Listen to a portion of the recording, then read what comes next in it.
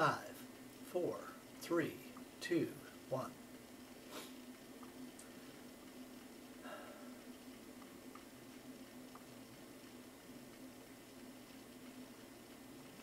Good morning, folks, and welcome to Power to Negotiate.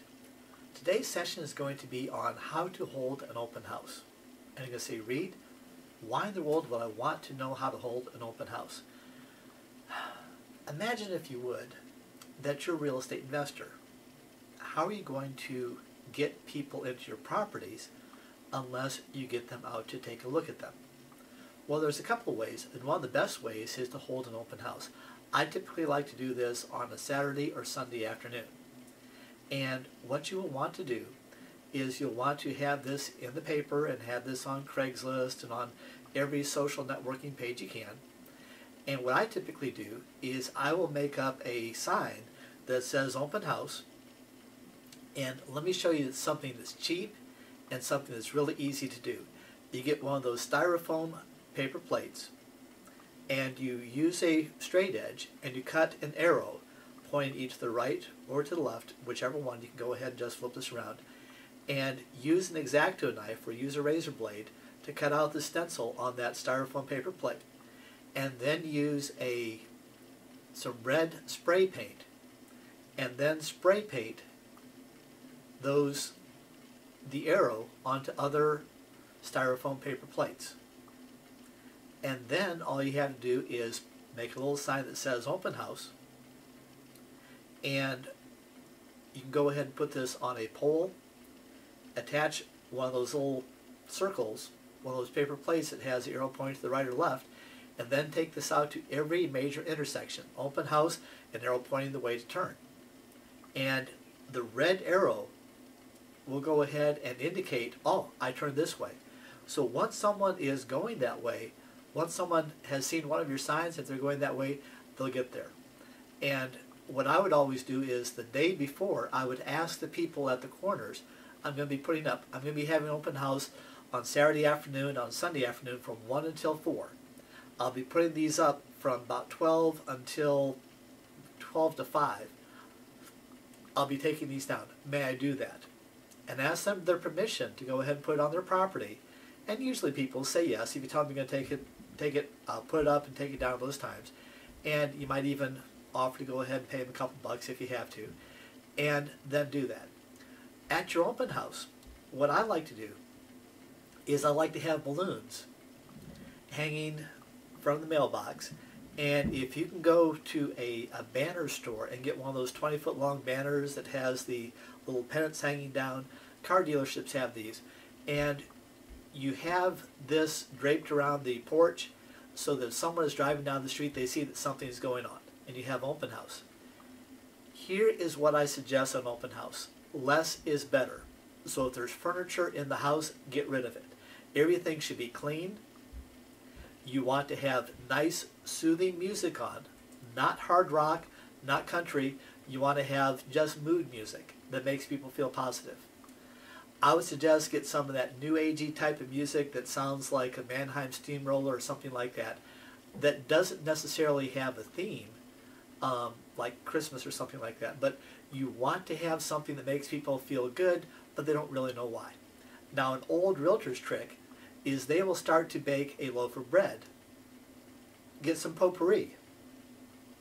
And if you don't want to do potpourri, just get a cup of water, put some cinnamon in it, and put it in the oven. And heat that up, or put it in the microwave, heat that up, and it will make the house smell like there's something baking in the oven. Everything should be clean. You want to have everything vacuumed. You want to go through and make sure that everything is clean ahead of time. If there's any food in the house, get rid of it. If there's anything on the floors, clean it up. Make sure that you have toilet paper in the bathrooms. I would not necessarily advocate letting someone use it, but if they have to, they have to, and you don't want to have. You want people to be able to flush and make sure that the sinks and the toilets run and everything. The other thing I would do is have all of the lights on inside the house. Outside the house, if it's in the daytime, it doesn't really help. But inside the house, when someone goes through the house, they shouldn't have to turn the lights. They should be able to see that everything is turned on, everything is lit up. Yes, that's going to cost you some money and power, but it's going to make an impression. Now, can you do this? Can you turn on all the lights real quickly? If you have someone there with you, yes. How many people should you have in the house? Just you. If you have someone else, great. Make sure that only one of you is speaking. I would suggest for furniture that you have one table, a kitchen table, and maybe 4 chairs. That should be in the kitchen. And so that if someone needs to sit down and talk about paperwork, it's there. The other thing I would suggest is you want to have a table with a guest book on it. And ask people as they come in, if you would please sign your guest book, and we'll go ahead and give prizes to the people that win. But go ahead and put down your information there. Capture their name, their phone number, their email address. And ask them specifically as they're going through, how soon are you looking to buy a house? If they're just looking, this probably isn't somebody you want to spend a lot of time on.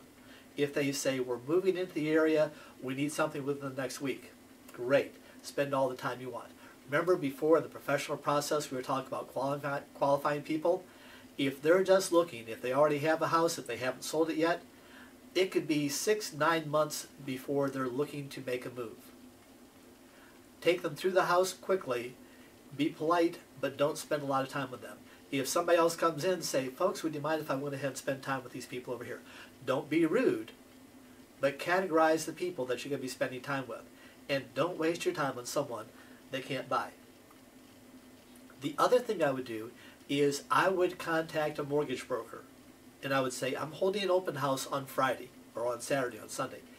What I'd like to do is if someone comes in, I want you to be ready to be able to pre-qualify them for income and credit on the phone. Can you do that? So if you're going to be, if they say I'm going to be at the beach, contact another mortgage broker. If they say, yeah, I'm going to be hanging around the house, but I can do it on my home computer, great. Just have your phone on and make sure that I've got your number here, and let me go ahead and get a couple of your cards. And what you want to do is everybody that comes in, you want to qualify them by saying, you know, rather than wasting your time and mine, are you already pre-qualified? You are? Great. If not, I have got a mortgage broker that can let you know if this house would meet your needs financially.